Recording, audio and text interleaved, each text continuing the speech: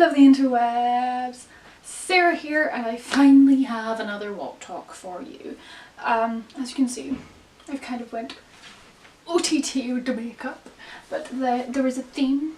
The blue, icy-ish, extreme makeup, there is a theme, and that's because I'm going to be doing a walk talk on the book Frost by E. Latimer. This is the first in the Jotun Chronicles. Might be pronouncing that wrong. This is actually a draft of the book. There is one that is published that you can go and buy where you can see more of the characters, get more of like the stories being developed a little bit more. Not to say that this book is not absolutely phenomenal, just saying. This is in fact me and Elizabeth's what we're talking book of the month. We have already recorded our live show that will go up this week. I love doing my live shows with Elizabeth. Her link will be in the description. She's just such an awesome human being, and she's so close to 800 followers on Wattpad, so I want all of you to go over to Wattpad and follow her right now to get her to 800, because she deserves it. She is awesome. Now I've done that, I am going to go back and praise the hell out of this book. So we follow Megan, who is our main character. She is 6 foot, which is very unusual, blonde hair, blue eyes. As one of her friends states, she is like perfect Hitler wannabe person. Not she wants to be Hitler, that I'm going to stop talking before that goes in a weird direction. She has recently moved to this small, middle of nowhere Canadian town from California, where her dad has got, well, her foster dad has got a new job. Megan, you see, has something particular about her. She has this ability where she is able to manipulate ice. That's one way to put it. Or she says, the first boy she kissed, she froze. That is literally one of the opening lines of the, I think that is the opening line of the book. Megan is such a good character. So Megan is such a good character. She is sassy, she is really humane, I think is the best way to talk about it. And we follow her journey as she learns more about her character, as she learns more about how her powers work and about this world that she didn't even know she was a part of. I don't want to give away a lot because the story is that good that I feel like you need to learn, you need to read it and be part of her trying to figure everything out while you go along. I will say this, there is very much binary opposites working within. The key one within relationships, I absolutely love. It's absolutely fantastic. I'll say as much as I can before I go into spoilers. So Megan has gone to this school where she sees there's some other girls exactly like her, to the point where like you question whether or not they could be siblings. They are as curious as she is to figure out why they look like each other, and this is a very key-ish plotline. Also befriends a girl called Charlotte, who, FYI, is a little ball of sunshine, and I absolutely love her so much. Like, she is my favourite character. Charlotte is kind of like Megan without the height. This is, we learn a defect of something that's happened. She's kind of been in this town for a while, yeah? And her parents have gone out for a date night, or foster parents I should say, and she then gets kidnapped. And these kidnappers say she's being taken to the Queen. And that is where the adventure really starts for Megan, and it's a wonderful adventure. Like, literally I have so many notes, like 1, 2, 3, 4, 5 pages of notes on this book because it was absolutely amazing. If you haven't read the book, it's in the description, go read it now. It's absolutely phenomenal. It's one of like the most read books on Wattpad, I think. Or, well, my friend Elizabeth, who I do the book talk with, has spoken to the author, and she says she's a sweetheart, so if Elizabeth says that, I believe it too. So she deserves all the love she can get, and if you're really interested in the story, you should also go and buy it. I'm not paid to say this, but I'm looking into possibly buying it because I really enjoyed the story and I want to see how it's developed and I want to read more. So yeah, if you haven't read it, go read it, come back, because I'm about to spoil the story.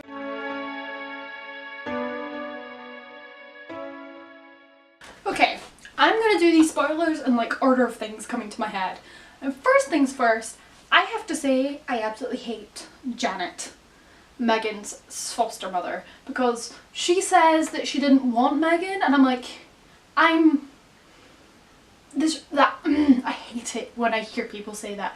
Like, I don't care if you thought you couldn't have kids, you adopted this child, you gave Megan this lease of life. How dare you say that to like her, even if you didn't know she was listening. Sorry, that like the minute I heard her say that, I was like, you have no redeeming qualities whatsoever. You cannot hate simply on a child because she exists. No, just no. I was so worried at the beginning of this book that it was going to become one of these really cliche high school stories that just happens to have magic, because I don't know if it was just the things I'd been watching and listening to for the last few weeks before I read this or what, because the minute I heard she was talking about how she was in a small town where everyone knew everyone, I was like, it's Twilight. Oh my god, it's beats from Twilight. It's Forks. Oh. When Charlotte was describing the Amy and Becca and Megan and stuff, I was like, oh, they're the Heathers of this school. Oh, she's gonna, and then Megan's gonna get involved with them, and oh, because that, like, literally, they all came together and like, as a gang, they invited her to coffee, and I was just like, don't do this, please don't do this, don't be every cliche high school film ever, ugh.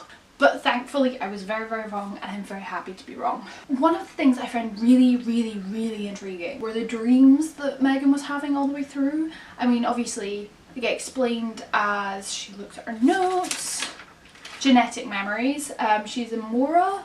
Amora's like doppelganger replacement, like evil twin, I guess. They were a good way to try and explain the history, as well as not make the characters some sort of Mary Sue. And I found them really, really fascinating, especially when you got to learn more and more about the Queen through them, and more about the truth.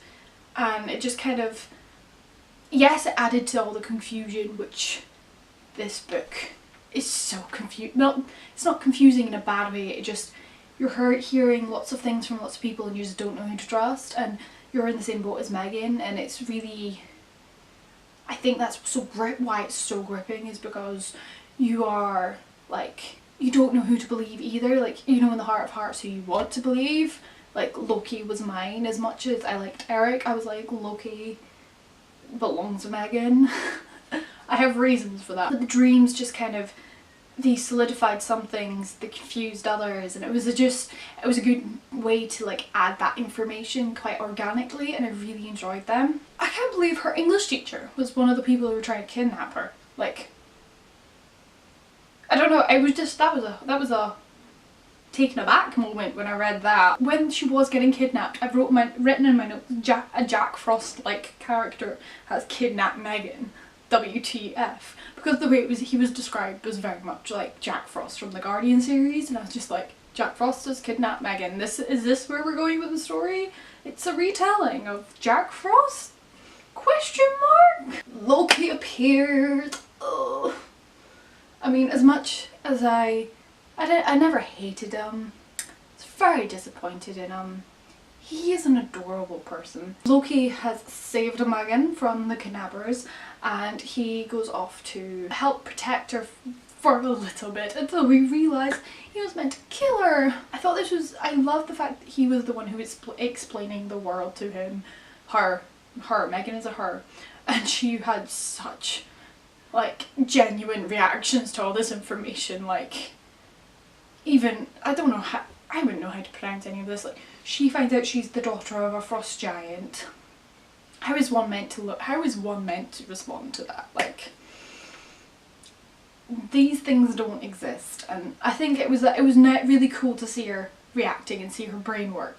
And when she phoned Charlotte, when she froze a man, and Charlotte, oh, this is when I fell in love with Charlotte completely, because Charlotte is, if this ever becomes a movie, I want to play Charlotte, because she is just, you wouldn't expect this from this kind of girl. She full on was like, this is what we need to do, you need to freeze the cameras, and then we're going to take the body out, don't put it in the shower curtain because that's DNA, which is the way her brain was thinking. You could so tell she's seen like every episode of every murder mystery ever, which is me.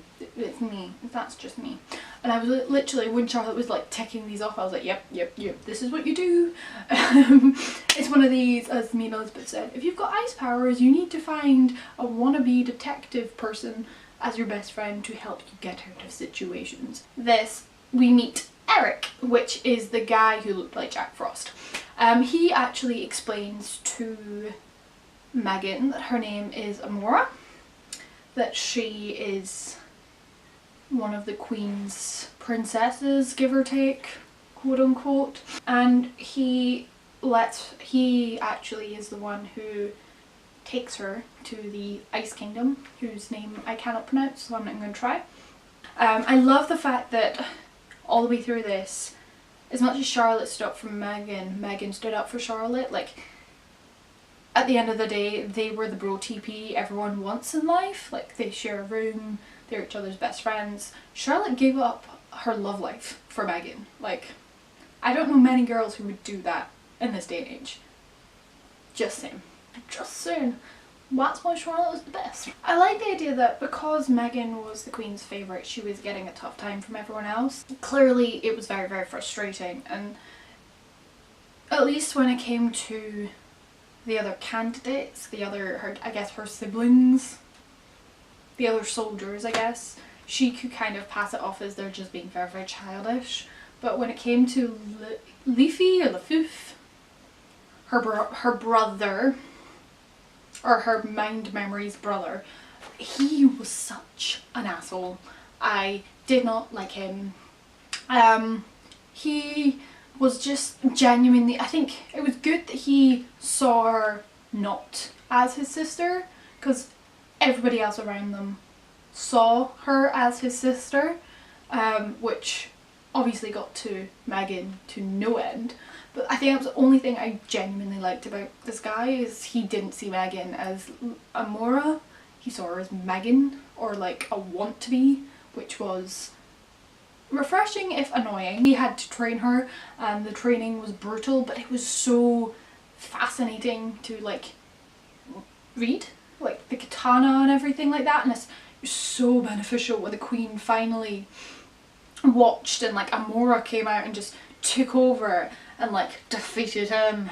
And then yeah, I actually cheered when that happened. I get really into books, you'll find this out. As much as Lafoof or Lafif or whatever his name is was like teaching her the physical fights, which Eric, I like the fact that Eric was her like mental teacher, and it kind of, we learnt more there when he was teaching her the history, and he was supposedly meant to be teaching her powers, but he never actually did, so we learn a bit more about Eric, and we learn the fact he was in love with Amora, the original princess, which also in my heart completely prevented him from ever being with our Megan, because he saw her and saw his ex-love, which your heart does go out for him. Like, that's horrible. You don't want that to happen. But Megan deserves someone who looks at her and sees Megan, her, who she is, because she is not Amora, which is why I'm like, Sonny and Eric, you cannot be without go. Loki turns up and our love triangle has formed. Sort of, because I'm 100% on Team Loki, so I really am like, there isn't much of a love triangle in my mind. This is where like the main confusion, like the good confusion, like you're very like all over the place, kind of turns up. Megan doesn't know who to believe.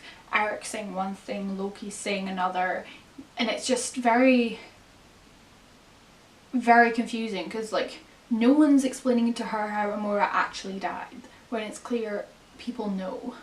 All they're saying is battle, and it's kind of like she has until tomorrow to decide whose side she's believing, because Loki's going back home, because the Queen has declared she's going to war in 2 weeks. Eventually Loki gets caught, as you expect. Before he gets caught though, Charlotte comes to the rescue, as she does, when LaFou, her brother, tries to kill Megan. Drunk Charlotte is the best thing I've read, but Charlotte, let's just say, has had a bit to drink. Because of that, she has a bottle of wine in the room with her, and she hits LaFou, the brother, over the head with the wine bottle and saves Megan. Like, it's moments like that where you're just like, Charlotte, why are you not in my life? Come and save me from people with wine bottles. I mean, I'm not as interesting as Megan, but I want you in my life. We find out Eric is a rebel. Oh, I was so happy to read that, because as much as I love Loki and Megan, I didn't want her to give up her friendship with Eric. Like, girl-guy friendships are really hard to come across. The rebels clearly have to escape now because the Queen knows about them, so they all go to Loki Land. I'm calling it that because I don't know how to pronounce the actual name, sorry. Where they get greeted by the king. Though between that, they go to the real world where Janet turns up, as you do. She gets hit by Megan and gets told to just be a good mum, and I was just, in that moment, I was just like... So the difference between Ice Cube Palace and Loki Land is absolutely phenomenal. It's not that there's less tension, but everyone just seems more hopeful there. I don't know if it's just because it wasn't cold or what, but everyone just seems a lot more happier, a lot more hopeful, and I loved reading that section. I was always on edge when I'm reading about the Ice Palace whenever they were in there, but in this bit I was just, I wasn't on edge, I was just, Megan was happy for the first time in a long time, so I was happy reading that. And when they were here, they went through loads of like horse riding lessons because Megan can't ride a horse, which was very funny. Ultimately, the ultimate battle happens. Charlotte almost got killed off, and I literally had to put my phone down because I burst out crying. Like, I don't know if you've noticed, but I absolutely love Charlotte. She is my favourite character in this story, and they almost killed her off. And I literally was like, it was almost as bad as Dobby. Almost. And we eventually got our big happily ever after with all our favourite characters, which is why I loved the book. And I want to read more, actually.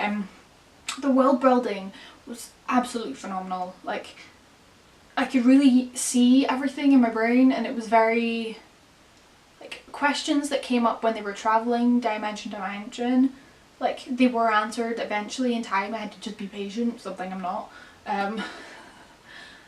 which I think was amazing. So, like I said, this book has been re-edited and made so much better probably, and it's actually been published, but the first draft is actually on Wattpad, which is what we read for what we're talking.